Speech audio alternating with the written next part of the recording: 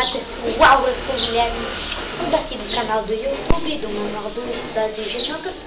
E hoje eu tô aqui para 3 dicas básicas de sobreviver, para você deixar a vida mais fácil, como dizemos assim. O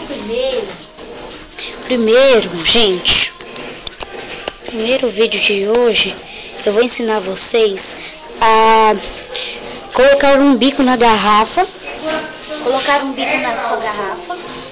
Tipo, você quer derramar direto num copo, direto a água num copo.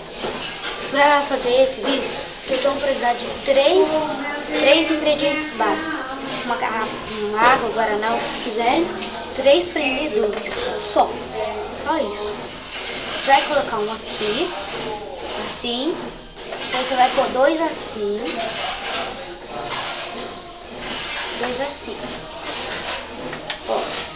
2 de lateral e um reto. Sim. Aí, ó. Na hora que você for derramar, ó, tá vendo? Vai cair direto onde você quiser, pessoal. É isso aí. O terceiro é você deixar a sua pazinha melhor pra você segurar pra catar o lixo. Vocês vão precisar do quê? Da pazinha, da sua pazinha, de uma luva, 90 graus, luva. Uma luva aqui. E de um pedaço de cano de 15 centímetros. Aí, você vai pegar seu cano, passar a cola aqui, passar a cola e vai colar aqui assim, ó, de assim, desse jeito. Aí você vai catar seu lixo, assim, ó, segurando aqui, tá vendo? Aqui, ó.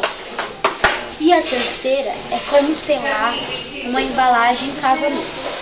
Precisar de uma tesoura de alumínio, de um isqueiro, a embalagem que você vai selar, de algumas coisas para pôr dentro, né? Você vai pegar aqui, abrir sua embalagem, pôr as coisas dentro. Aí, o que mais, Guilherme? Ó, vocês vão fazer assim.